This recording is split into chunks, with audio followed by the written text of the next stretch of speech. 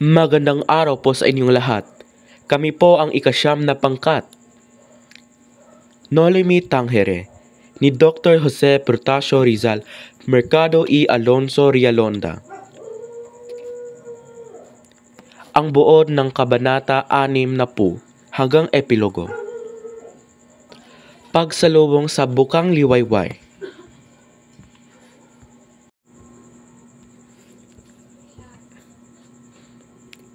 Hindi na bilanggo si Kapitan Tiago.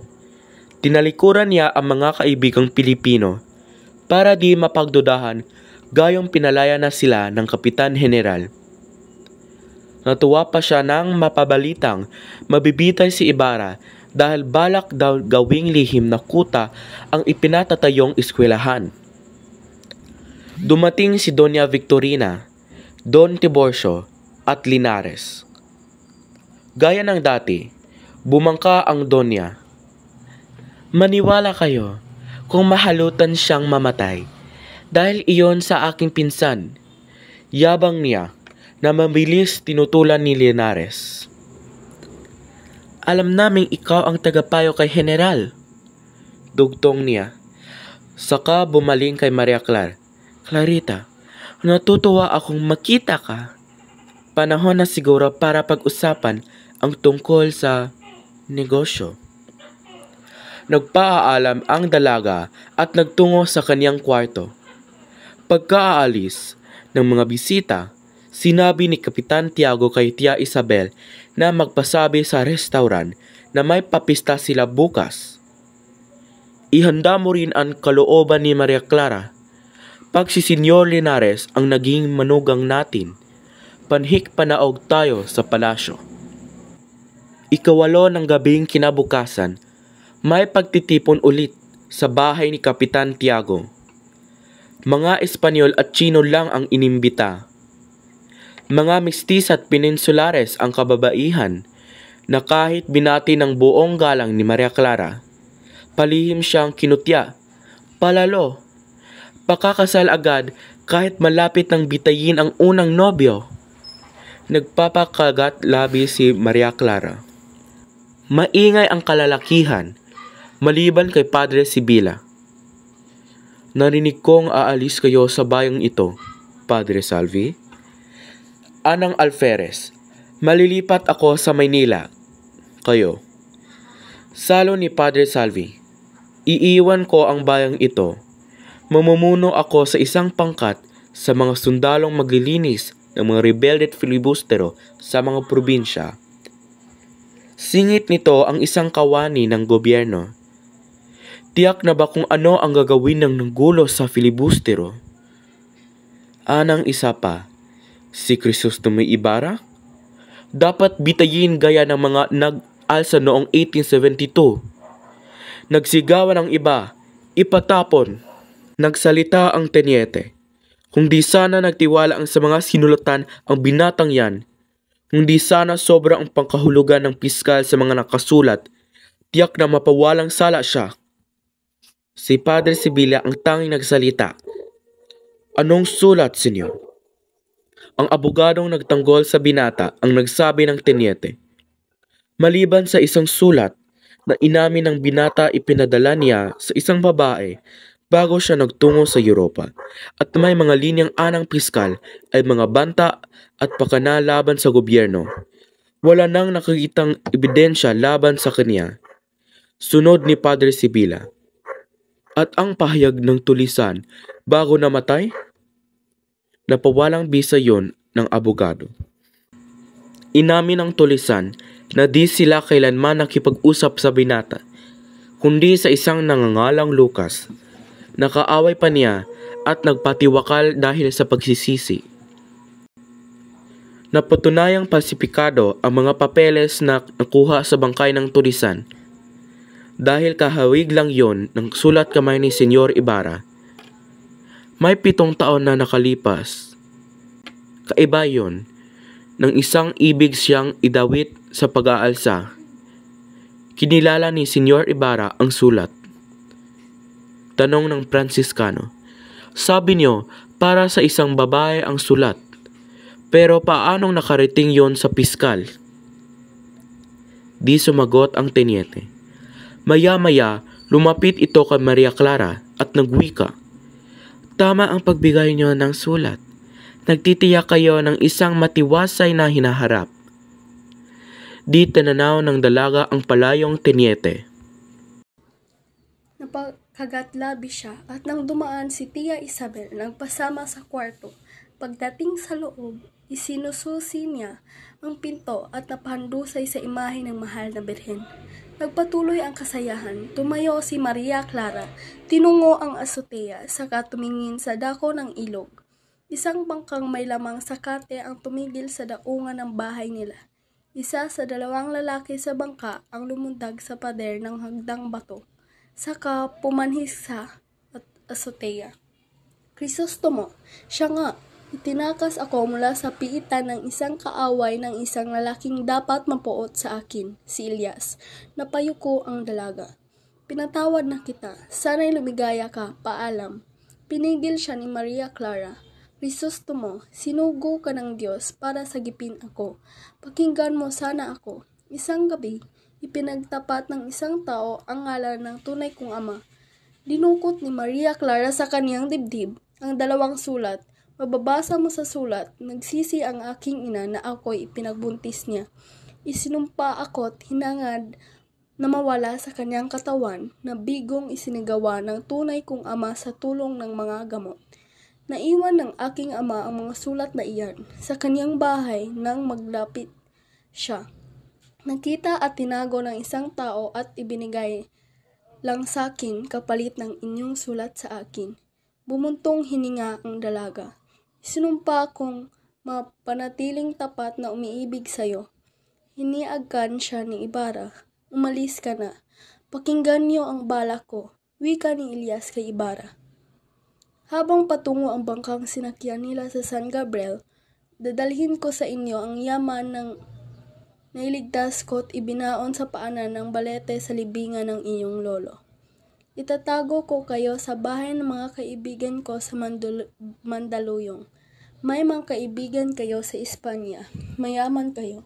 Madali niyong maglalakad ang inyong kapatawaran. Pasalungat sa agos ang bangka, pero narating ng dalawa ang ilog Pasig sa Fuente de España. Maririnig ang mga tutuling takbo ng kabayo at mahaba't matinis na pito ng silbato. Elias, sabi ni Ibarra, pamilya ko ang nagdala ng iyong masamang kapalaran. Makawalang utang ko rin sa iyo ang aking buhay. Sumama kayo sa akin, mamuhay tayo parang kapatid. Umiling si Elias, mahal niyo ang inyong bayan dahil turo yon ng inyong ama, dahil narito ang inyong pag-ibig, ang inyong yamat kabataan. Pero naghihirap na kayo, nagugutom, tinutugis at ipinagbibili ng sarili niyong kababayan. Itatakwil niyo ang lahat. Elias, kita ko na ngayon ang kanser na umangat-ngat sa lipunang ito. Nakakapit sa laman at kailangan ang isang marahas na lunas.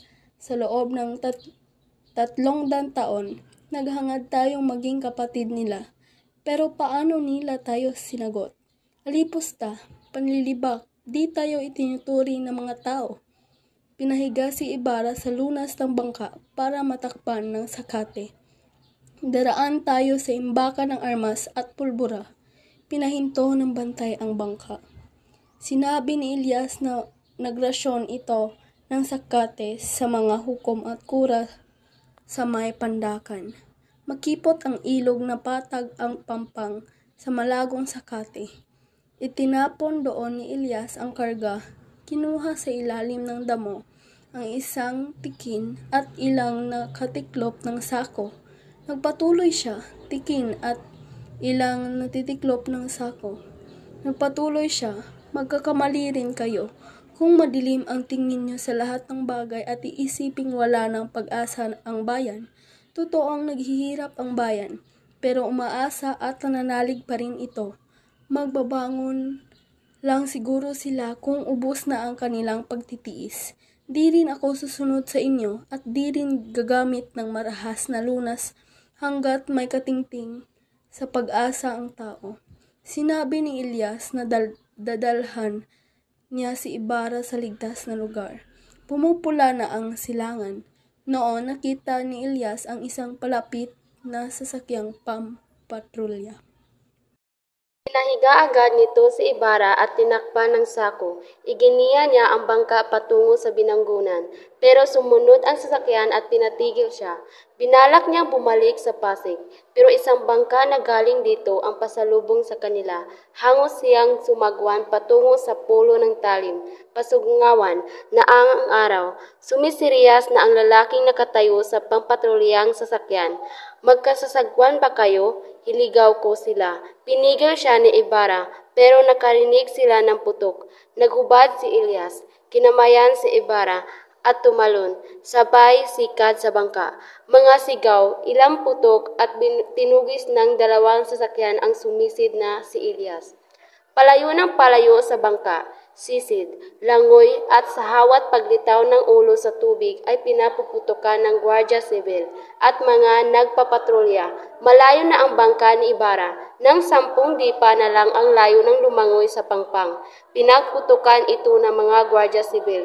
Di na lumitaw ang ulo. Sambundok man ang mga regalo sa kasal, nakatulala lang si Ibarra, Maria Clara sa diaryong nagbabalitang nalulod sa lawa si Ibarra. May tumakip ng mga palad sa mga mata niya. Nagulat ka, ano, ani ni Padre Damaso. May sakit ka ba, anak? Namumutla ka, napakalamig ng kamay mo. Nakagkalit ba kayo ni Linares? Lumuhod si Maria Clara. Tulungan niyo ang ama ko para di matuloy ang aking kasal. Ipinagtapat niya ang pagkikita nila ni Ibarra. Walang gustong ama ko kundi sumiksip sa mga nasa poder. Pagkakasal ako kahit kanino, saka ako tatakas. Pero ngayon patay na si Crisostomo, kumbento o sementeryo lang ang pagpipilian ko. Ngumawa ang kura, anak ko, patawad.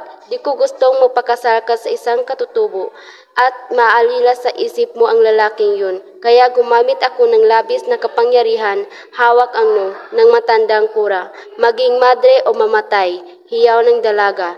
Di mo alam, anak ko, ang buhay, ang mga lihim na mga pader ng kumbento, malilimot mo rin si Kristo mo, iibigin mo rin si Linares, kumbento o kamatayan, sigaw ng dalaga, magmadre ka, ayaw kong mamatay ka. Sa isang kubo, sa tabi ng batis sa bundok, nakatira ang isang pamilyang Tagalog na nabubuhay sa pangangahoy at pangangaso. Sa linlim ng puno, abala ang ingko sa paggawa ng walis habang nilalagyan ng dalawang ang isang buslot ng itlog ng manok, dayap at mga gulay. Dalawang bata, isang lalaki at babae ang naglaro sa tabi ng isa pang batang lalaking nakaupo sa buwal ng puno. Mamutla ang huli si Basilio, anak ni Sisa at kapatid ni Crispin. Pag magaling na ang paa mo, maglalaro tayo ng piko at taguan, sabi ng batang babae. Isasama ka namin sa tuktok ng bundok, sabi ng batang lalaki. Tuturuan kitang tumalon sa batis mula sa malalapad na bato. Tiningnan ni Basilio ang sugat niya sa paa, saka malungkot na ngumiti. Ipagbili mo itong mga walis, sabi ng ingkong sa dalaga. Bumili ka ng kahit ano para sa mga kapatid mo. Pasko na, tinanong ni Basilio ang ingkong kung gaano katagal na siya roon. 2 buwan na nang matagpuan ka naming walang malay at tadtad ng sugat. Nagpapasalamat ang batang hinahanap na po ako ng aking ina at kapatid. Tumutol ang ingkong, balayo ang bayan. Di pa rin magaling ang mga sugat mo. Mamayang gabi, may manok tayo at tapa ng baboy damo.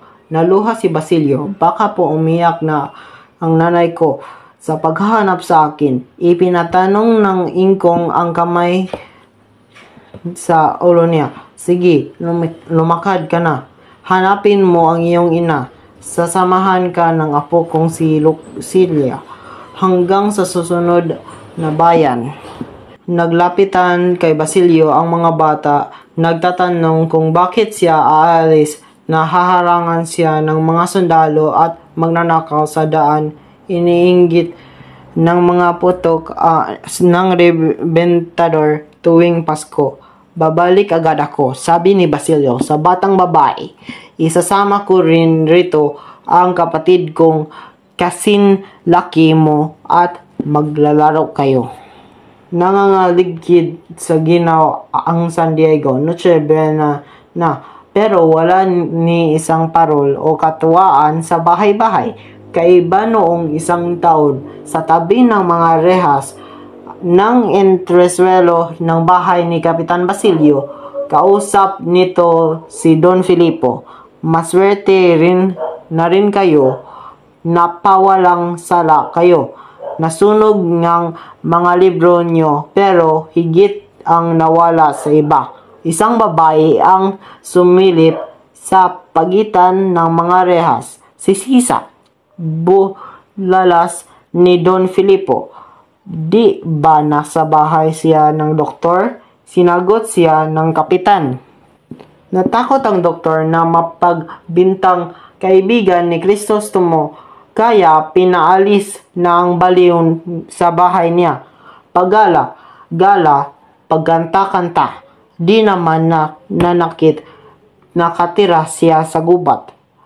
Pagkaalis nyo'y natagpo ang nakabitin sa kisame ng kaniyang bahay ang sakristang mayor. Pero lumilitaw nilasyon siya gaya ni Lucas. Dinamdam ito ng kura at umalis. Pumanaw na rin si Piloso Potasio. Inilibing sa sementeryo ng mga Chino. Sinundog ng kapatirang banal ng mga aklat niya, pero walang ginawa ng Gobernador Silio. Narinig ang mapanglaw na awit ng baliw. Samantala, pinag-uusapan ni Sinang at Inday kung kailan ang kasal ni Maria Clara. Walang balak na buksan ni Sinang ang tinanggap na sulat mula sa dalaga.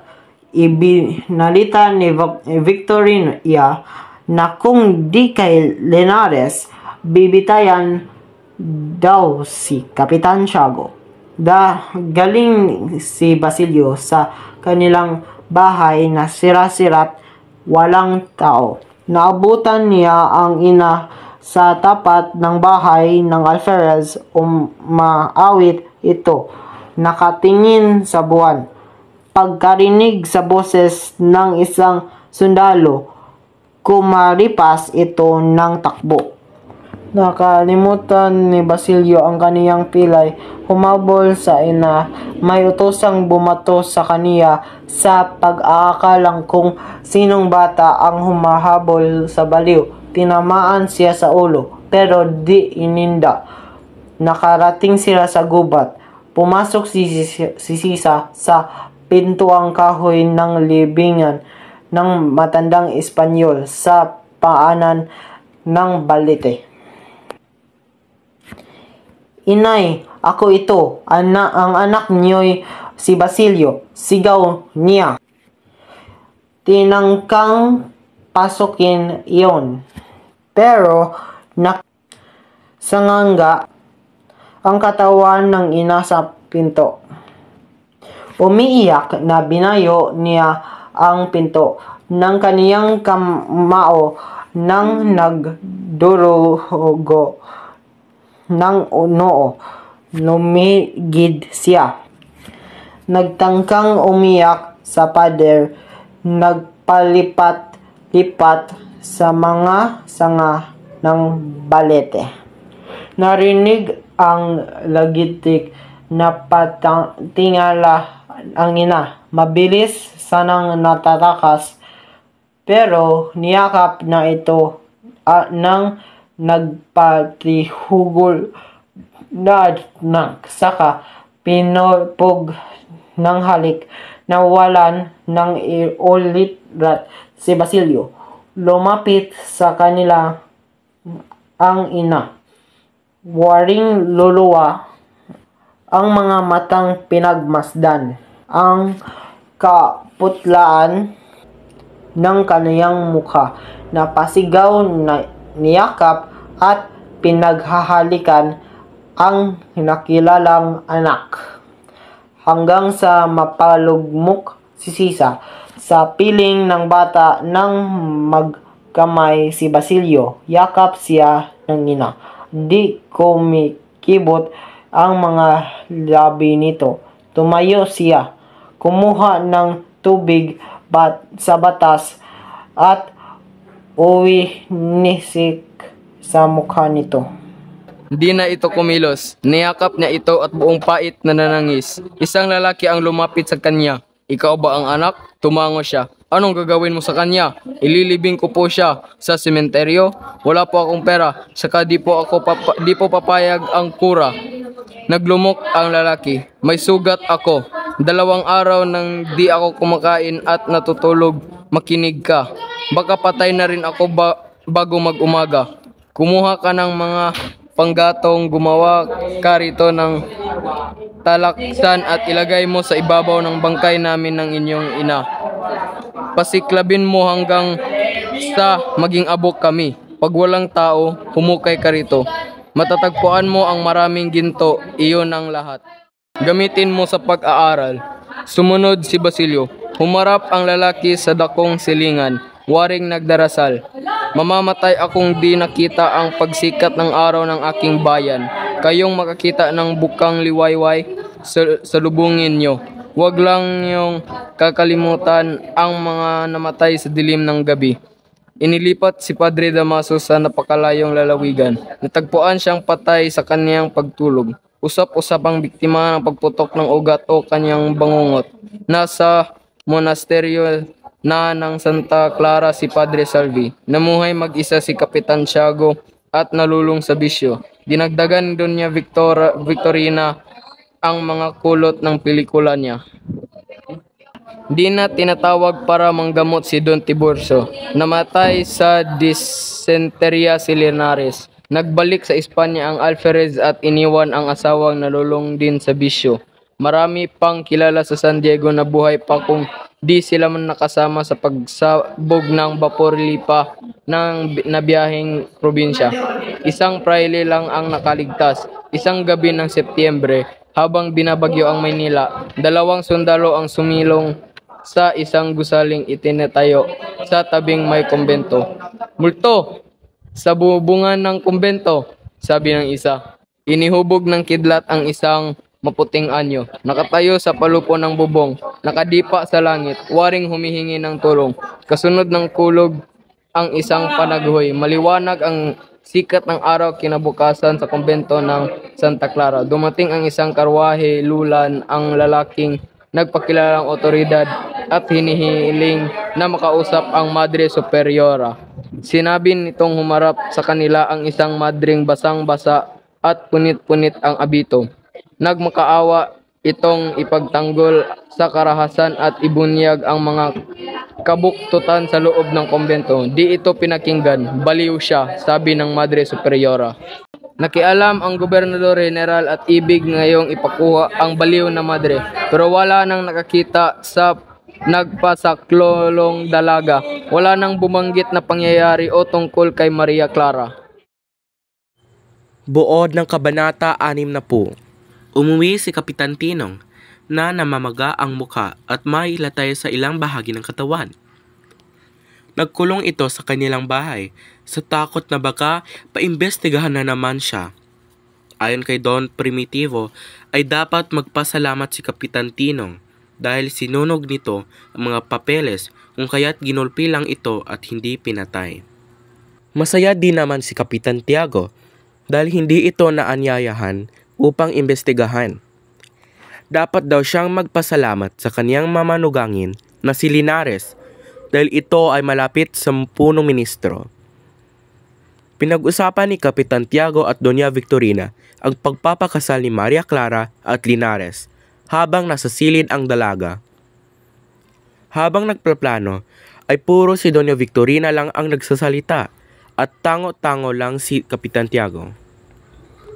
Matapos ihatid ni Kapitan Tiago ang mga panauhin ay mabilis itong pumanhik at agad tinawag si Tia Isabel upang ipamalita ang nalalapit na pag-iisang dibdib ni Maria Clara at Linares. Kinabukasan ay maraming dumalaw sa selebrasyon. Nandoon ang mga tinitingalang Espanyol at Inchik. Naroroon din sina Padre Salvi, Teniente Guevara at Doña Victorina kasama ang asawa. Si Linares naman ay nagpahuli dahil naniniwala siyang ang pinakasikat ang nahuhuling dumating sa pagtitipon. Hindi naman matanggap ng mga kababaihan ang pagpapakasal ni Maria Clara kay Linares. Dinig ng dalaga ang usap-usapan ng mga kababaihan na kayamanan lang ni Linares ang dahilan kung bakit ito magpapakasal. Napansin naman ng Alperes ang tahimik na si Padre Salvi. Nabalita nito na aalis si Padre Salvi dahil ito ay lilipat sa Maynila. Sinabi ni Teniente Guevara na hindi aabot sa pagkabitay ang ipaparusa kay Ibarra, bagkus ay ipapatapon lang. Habang abala ang lahat, nagtungo naman si Maria Clara sa azotea. Natanaw niya ang isang bangka malapit sa kanilang bahay. Ang bangka ay makikitaan ng mga damo na parang galing pa mula sa pagtakas. Sakay ng bangka sina Elias at Ibarra. Saglit na dumaan si Ibarra sa bahay ng dalaga upang ibigay ang kalayaan ng dalaga. Ipinahayag din ni Ibarra ang kaniyang nararamdaman para sa dalaga.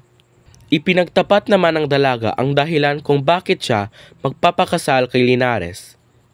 Ayon sa kanya, hindi siya magpapakasal kay Linares dahil sa mahal niya ito. Napilitan lamang siya dahil sa kasaysayang pinanggalingan ng dalaga.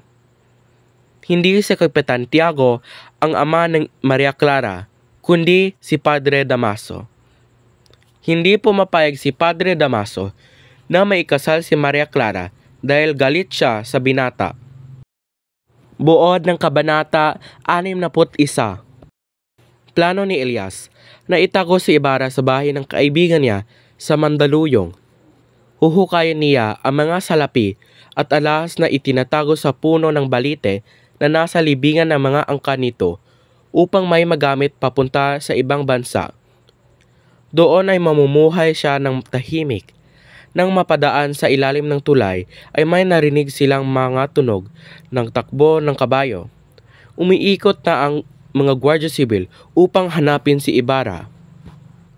Inalok ni Ibarra na sumama si Elias dahil pareho naman silang kinahantungan. Ngunit hindi naman pumayag si Elias. Malapit na sila sa palasyo ng Kapitan General at kitang nagkakagulo na ang mga Guardia Civil. Paikot-ikot ang mga gwardya sa paligid dahil tiyak na alam ng mga ito ang gagawing pagtakas ni Ibarra. Tinakpan ni Elias si Ibarra ng mga damo upang hindi ito makita. Tinanong si Elias ng isang bantay kung saan ito nanggaling. Aniyay galing siya sa Maynila at magrarasyon ng damo para sa alagang kabayo ng konsihal at kura. Naniwala naman ang bantay kaya pinaglagpas nito si Elias. Ibiniling ng bantay na huwag magpapasakay kung mayroon mang humingi ng tulong dahil may isang bilanggo ang nakatakas. Muling lumabas si Ibarra nang makalayo na sa paningin ng bantay. Patungo sila sa Ilog Biata. Doon ay ibinaba ni Elias ang mga sakay na damo at nagputol naman ng mga kawayan. Isinakay rin nila sa bangka ang mga bayong nagkalat. Nang dumaan sa malapad na bato ay sinipat-sipat sila ng gwardya. Sinabi niya ibibenta niya sa mga inchik ang mga kawayan at bayong na nasa bangka. Agad namang naniwala ang bantay at pinalagpas ulit si Elias. Nakahinga ng maluwag ang dalawa dahil malayo na sila sa gwardya. Ngunit meron silang napansin na lansyang paparanting na parang sumusunod sa kanila. Iyon ang mga konstabularyo na mukhang ikinakasa ang kanilang mga baril at nakaasinta sa kanila. Naghubad ng damit si Elias at biglang tumalon sa tubig.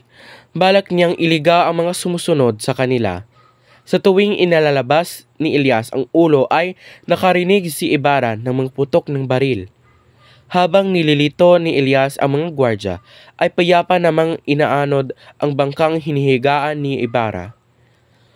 Nagpatuloy sa pagsisid at paglangoy si Elias. Makikita na ang pagod sa mukha nito. Malapat na sanang makarating si Elias sa pampang na inasinta siya ng sarhento ng konstabularyo. Mayap-maya pa ay pumula sa dugo ang tubig, ngunit wala namang bangkay ang mga gwardya sibil. Buod ng Kabanata 62. Kinaumagahan, kahit na maraming regalo na kabuntol sa itaas ng hapag, ay di naman ito pansin ni Maria Clara. Nakapako ang kanyang mga mata sa diyarong nagbabalita tungkol sa pagkamatay o pagkalunod ni Ibarra. Ngunit hindi naman iyon lang.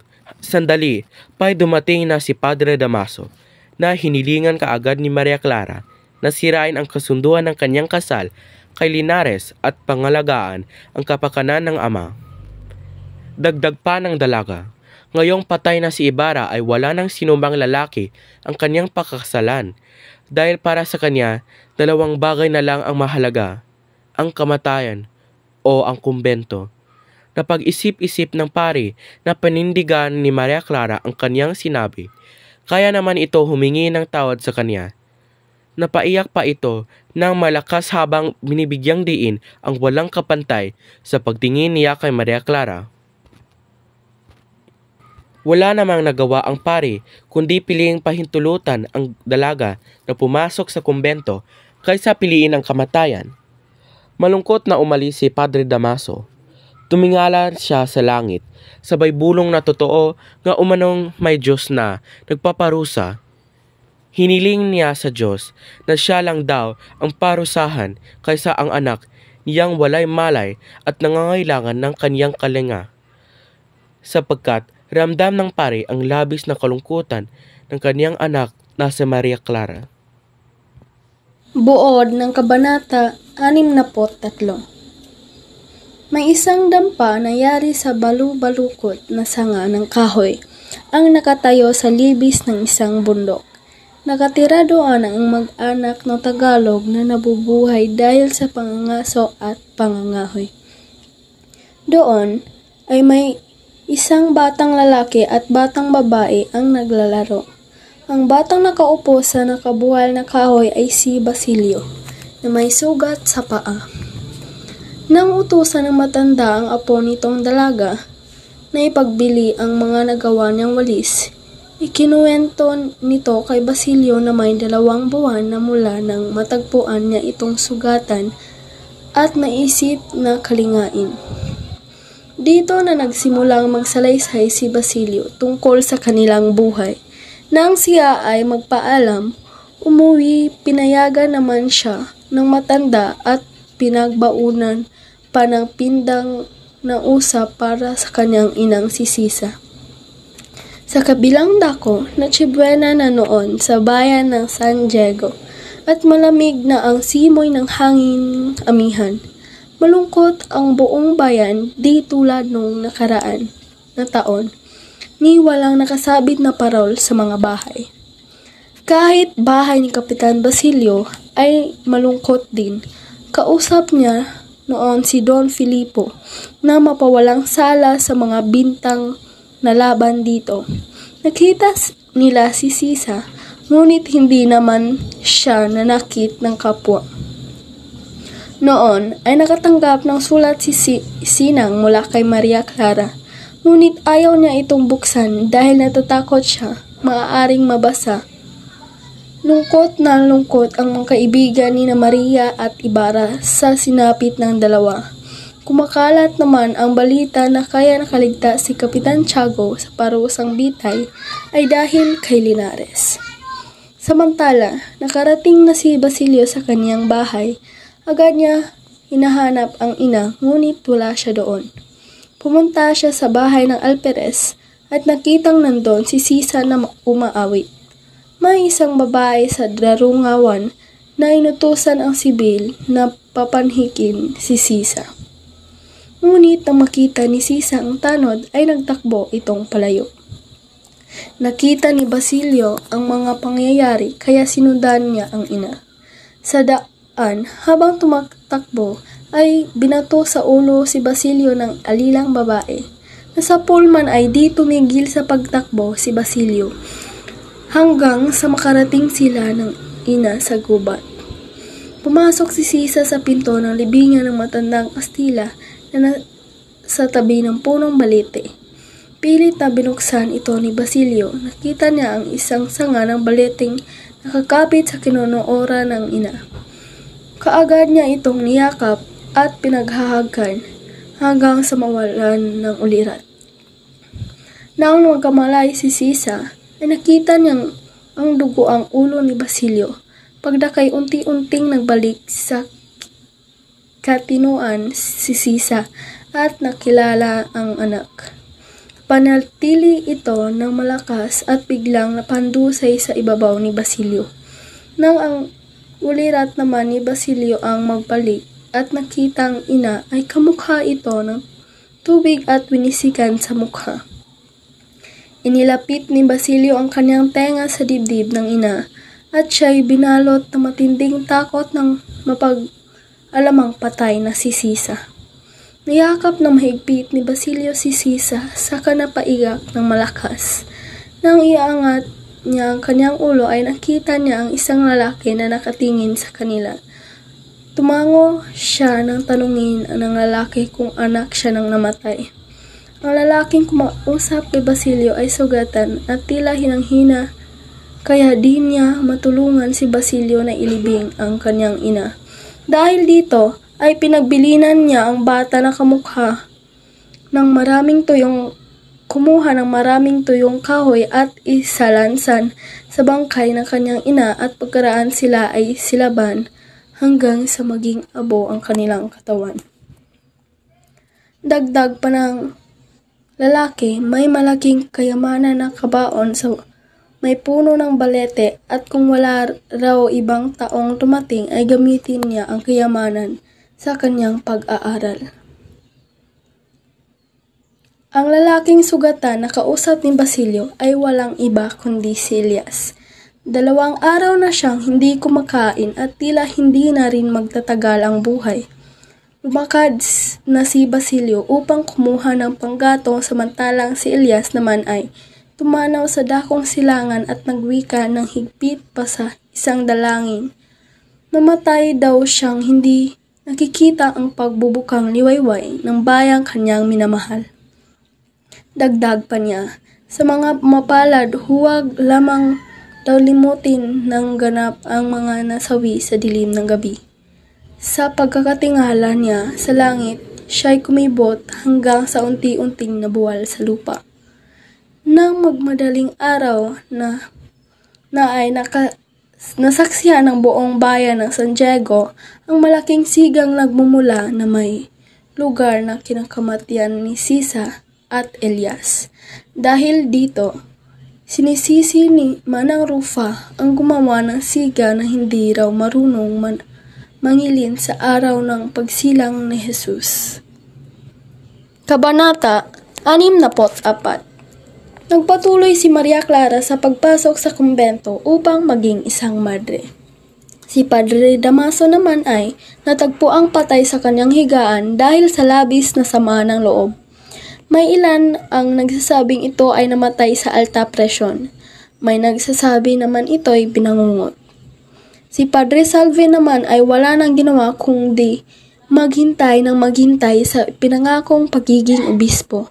Pinamili naman ni Kapitan Tiago si Tia Isabel kung saan itong gustong manirahan, kung sa Malabon ba o sa San Diego. Nangangayat naman si Kapitan Tiago dahil sa sobrang pagdadalamhati matapos pumasok sa kumbento ang anak-anakang si Maria Clara. At nang malamang siya ay pinagtaksilan ang kanyang asawa, nalulung ito sa iba't ibang klase ng bisyo. Malayo na ito sa dating nakasanayang Don Tiago. Samantala, nagdagdag pa ng ilang kulot sa kanyang malagong buhok ang nagmumurang kamatis na si Doña Victorina. Umuhusay na rin siya sa pagsasalita ng Espanyol. Pinaturuan niyang magpatakbo ng kabayo ang kanyang asawa, ngunit hindi ito natuto kung kaya't si Doña Victorina na lang ang naging kutsero. Nagkasakit at nangangayat naman si Linares matapos iwan ni Maria Clara. Namatay ito sa sakit na dysenteria na nakuha niya sa pagkaing nabili sa daan. Nagpakalunod naman ng alak si Doña Consolacion matapos mawala ang kanyang ganda, dahilan kung bakit siya namayat. Ang alperes ay nakipaghiwalay sa nangangamoy niyang asawa. At doon nagtatapos ang No Limit Tangere. Salamat sa pagkikinig.